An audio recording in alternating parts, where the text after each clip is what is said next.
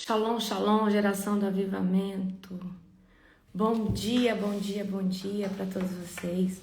Um dia abençoado, um dia profético, um dia poderoso. Como que vocês estão? Vai tudo bem por aí? Hoje eu já quase não estava sabendo como que ligava isso daqui. Aleluia, glória a Deus. A gente vai dar conta, no nome do Senhor Jesus. Amém? Glória a Deus, sejam todos bem-vindos para a honra e glória do nosso Senhor Jesus. Aleluia. Bendito é o nome do Senhor. Bendito é o nome do Senhor. Aleluia. Sejam todos bem-vindos. Vai tudo bem, exatamente, pastora. Vai tudo bem.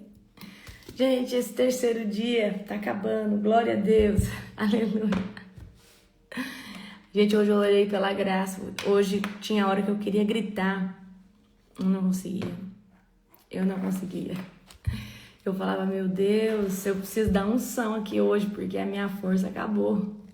Por isso que tem aquele versículo que diz, né, que Deus manifesta a força dele na nossa fraqueza, algo assim, certo? Vai tudo bem, glória a Deus. Quem terminou o jejum? Aleluia. Gente, eu quero recomendar a vocês o seguinte. Vocês viram que não tem fome, né? Você perde a fome, né? Praticamente. Você perde a fome. Então, quando vocês forem entregar o jejum, entrega com caldinho, né? Uma canja de galinha ou algo caldoso, tá? Não vai comer assim algo, não vai comer um lanche, senão vocês vão vomitar. Lembra, amor, aquela vez que a gente vomitou? Sim. Teve uma vez que a gente fez um jejum. Yom Kippur. Era Yom Kippur. E aí a gente fez esse jejum de Yom Kippur. A gente foi viajar, né? A gente fez viajando. E aí, bom, como a gente fez viajando, não tinha nossa casa, né? Aí a gente saiu do Yom Kippur e foi para um Burger King comer um lanche. Gente, vocês não têm noção. Eu vomitei o que eu tinha e o que eu não tinha. Amém? Então, assim, se você tem um caldinho de ossos aí, toma um caldinho de ossos, né? Eu vou tomar com o apóstolo aqui hoje um caldinho, né? Eu já ontem já cortei as coisas, deixei tudo preparado, que eu não sabia como que ia estar minhas forças hoje. Então já deixei tudo cortadinho, picadinho, preparado, né? Então eu faço o caldinho, eu ponho na panela de pressão. Primeiro eu frito a carne, separo a carne. Aí depois eu coloco na panela que eu fritei a carne, eu coloco ali as verduras, o tempero e deixo cozinhar na panela de pressão. Depois eu vou bater no liquidificador ou naqueles mixer, né, E aí você adiciona a carne depois por último, né, pra ficar pelo menos uns pedacinhos. Então cortei a carne bem pequenininha, certo? Certo? Glória a Deus. Mas é isso, gente. Toda a honra e toda a glória ao Senhor Jesus que nos sustenta. Amém? Glória a Deus. Parabéns para vocês, desde já. Você que fez o formato 1, formato 2, formato 3. Amém? Glória a Jesus. A gente teve os três formatos, né? Então, parabéns para você que fez qualquer um desses três formatos. Mesmo no terceiro formato é muito difícil. Ok? Não é fácil, tá? Mas a gente vai colher muito do despojo. Não perca a próxima madrugada, porque eu sei que Deus vai entregar muito despojo para nós, tá? Essa madrugada eu orei pela graça, mas eu creio que a próxima madrugada eu vou ter mais força para orar. Amém? Glória a Deus. Aleluia. Bendito é o nome do Senhor. Toda honra e toda a glória ao Senhor Jesus. Amém? Glória a Deus. Abra comigo em Oséias 2. Aleluia. Abra comigo em Oséias 2. Bendito é o nome do Senhor. Oséias, capítulo de número 2. Rema canto minesou. Oekira candaceia colamanacasui. Gente, vocês não estão entendendo. A partir do segundo dia de jejum, se eu pudesse contar as experiências que eu tive. Dormindo, né? Deus me tirou do corpo, meu arrebatamento. Eu fui ali, Deus me fez eu receber uma unção ali. Não, sobrenatural. Ontem, né? Ontem depois da live, eu não tava muito bem. Ontem, depois da live, eu tava suando frio, né? Porque o segundo dia a gente passa muito mal. Suando frio, com vontade de vomitar, porque quando a gente faz esforço demais no jejum, aí vem essa fadiga, né? Aí o apóstolo orou por mim e eu deitei e dormi um pouquinho. Aí foi sobrenatural, amém? Então, Deus, eu comecei a ver demônio, aleluia, repreende, fala, sai, em nome de Jesus, sai, em nome de Jesus, amém? Então, geralmente o segundo dia aí você passa bastante mal, amém? Glória a Deus. Então, o que acontece? O jejum de Esther, ele traz um reset, tá? Dentro da nossa alma, dentro do nosso espírito, ele traz um reset, traz um alinhamento, certo? Glória a Deus. É verdade, eu fui estender roupa, eu tive um ataque cardíaco. Eita! Teve um dia também, né, amor, que você disparou o coração. O apóstolo, teve um dia que o apóstolo falou assim, meu coração disparou.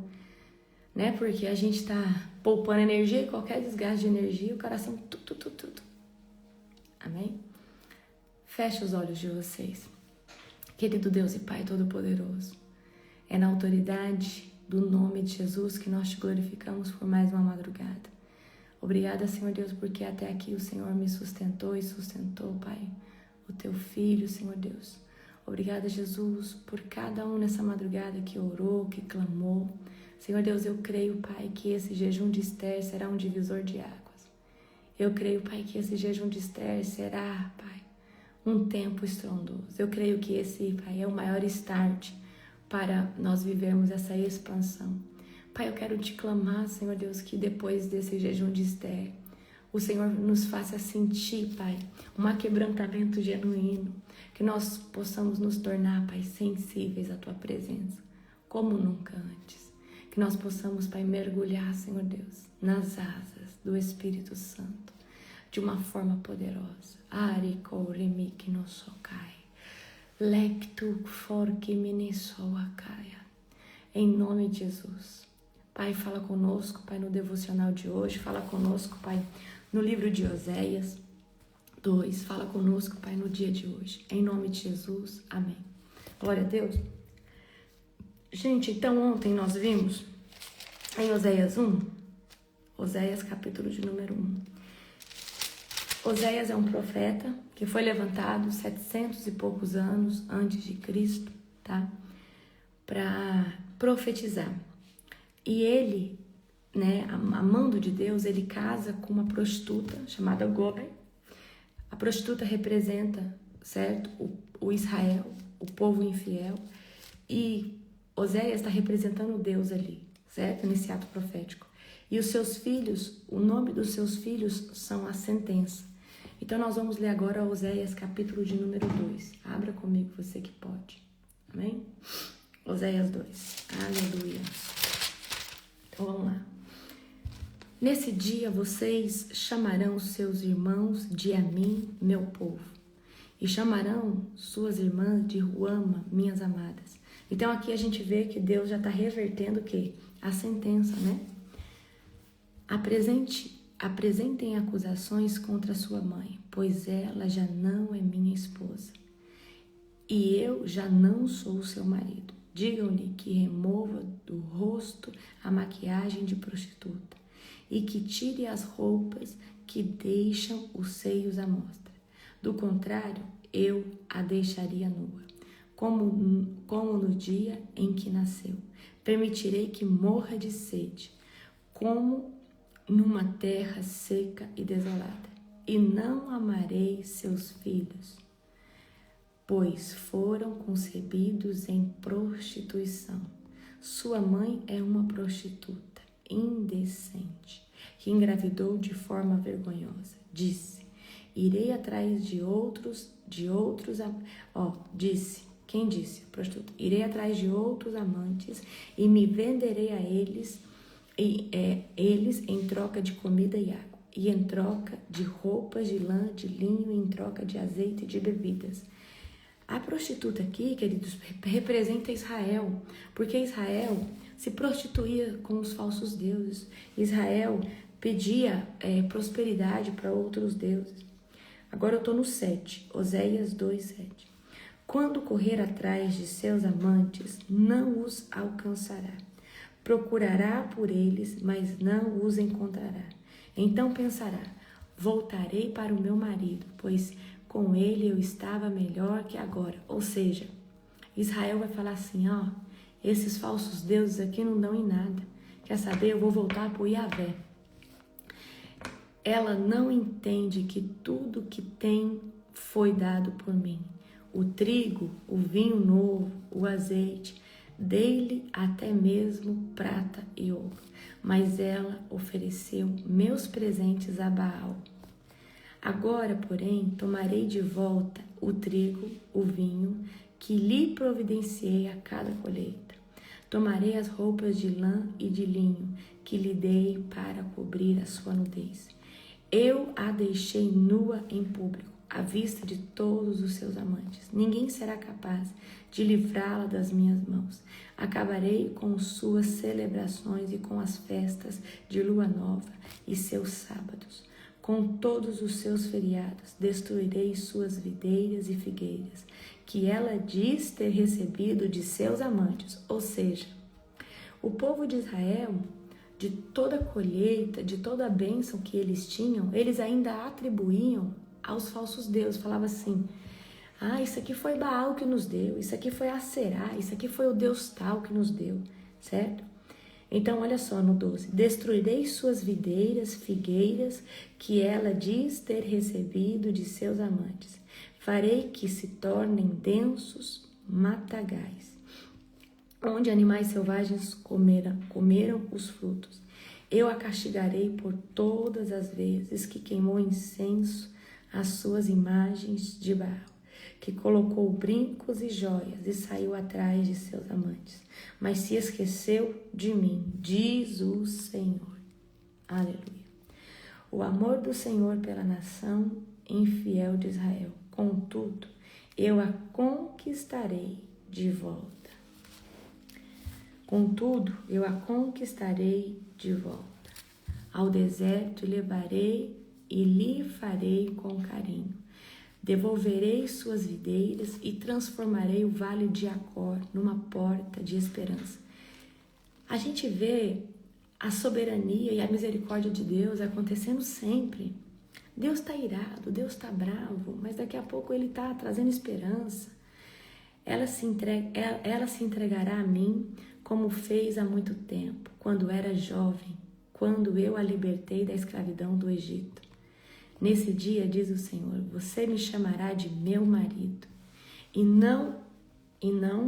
você me chamará de meu marido, e não de meu Senhor. Limparei de seus lábios os nomes de Baal, e você nunca mais os pronunciará. A maior ira de Deus, tá? A maior raiva de Deus é a prostituição espiritual, certo? Queridos, a prostituição espiritual é a pior coisa. O adultério aqui na terra é algo muito grave, mas a prostituição espiritual é algo gravíssimo, tá? Porque quando a gente lê os 10 mandamentos, qual que são o primeiro mandamento, né? Não terás, amarás o teu Deus sobre todas as coisas e não terá outros deuses além de mim. Então Deus fala sobre a idolatria, tá? Nesse dia farei uma aliança com todos os animais selvagens e com as aves do céu, e com todos os animais que rastejam pelo chão, para que não lhe façam mal. Removerei da terra todas as armas de guerra, e as espadas e os arcos, para que você viva em paz e segurança. Eu me casarei com você para sempre. E lhe mostrarei retidão, justiça, amor e compaixão. Serei fiel a você e a tornarei minha, e você conhecerá a mim, o Senhor. Naquele dia eu responderei, diz o Senhor, responderei aos céus, e os céus responderão à terra, e a terra responderá aos clamores do trigo, das videiras e das oliveiras, E eles, por sua vez, responderão: Deus semeia. Então semearei uma safra de israelitas e os farei crescer para mim mesmo. Mostrarei amor por aquela que chamei, não amada. E aqueles que chamei, não meu povo, direi: agora vocês são meu povo. E eles responderão: tu és o nosso Deus. Amém? Então vamos lá aqui, gente, tá? A gente vê, certo, que Deus se ira, tá, com Israel. A ira de Deus não é sobre uma prostituta.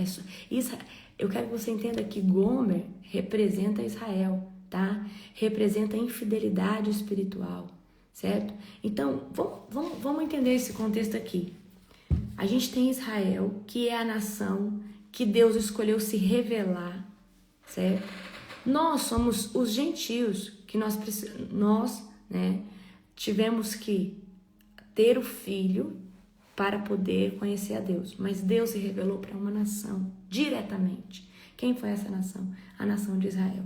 Só que essa mesma nação a qual Deus se revelou, a qual Deus se mostrou, a qual Deus cuidou, a qual Deus zelou, é a nação que o rejeitou diversas vezes, como a gente viu em Isaías, a gente viu em Jeremias, né? A gente viu em Ezequiel.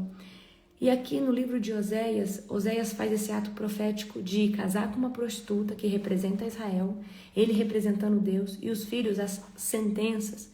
Mas a gente vê a misericórdia de Deus em restaurar tudo, né? Em mudar essa sentença, tá? Então, a gente vê que existe um pecado que ele é trágico, certo? Que é a idolatria, é a prostituição espiritual. Então, aqui os israelitas tinham colheitas, tinham uvas, tinham, né, os figos, os vinhos, eles tinham muitos produtos e eles estavam, né, dando ou seja, eles estavam dando mérito dessas colheitas a Baal, a outros deuses. E aí Deus falou assim: olha, eu vou tirar isso aqui de vocês, tá? Porque vocês estão, isso aqui sou eu que dou para vocês, e vocês pegam e dão e oferecem para Baal, certo?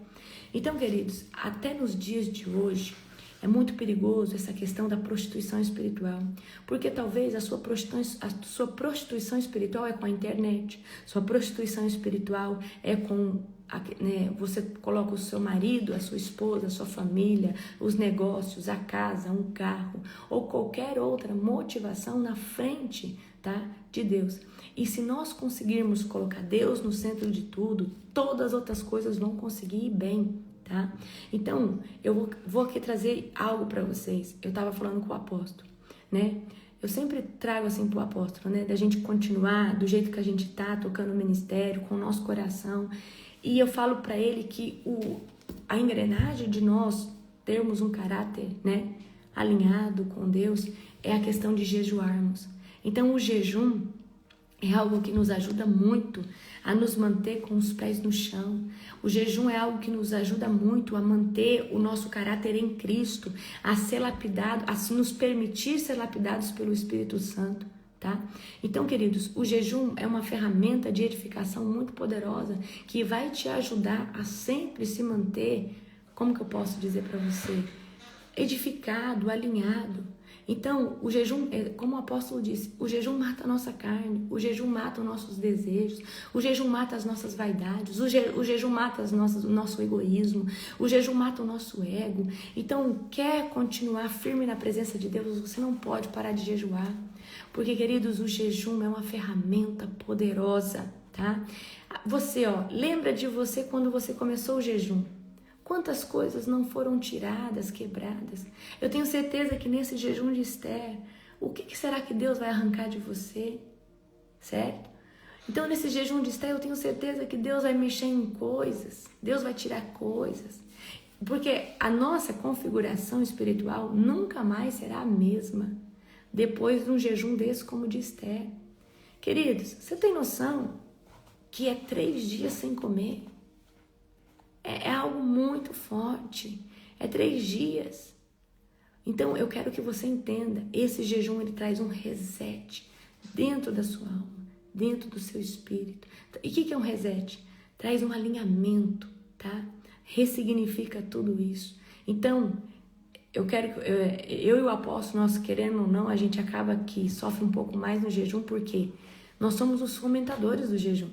Então imagina quantas pessoas estão jejuando. A gente tem 2 grupos de WhatsApp de 2.000 pessoas, fora o nosso povo que recebeu, né, o jejum em outros grupos. Então põe aí que é mais de 2.000 pessoas fazendo jejum de Esther.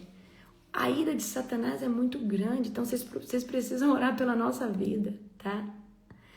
Vocês precisam estar orando pela nossa vida, porque, queridos, jejuar de uma forma simples já é difícil.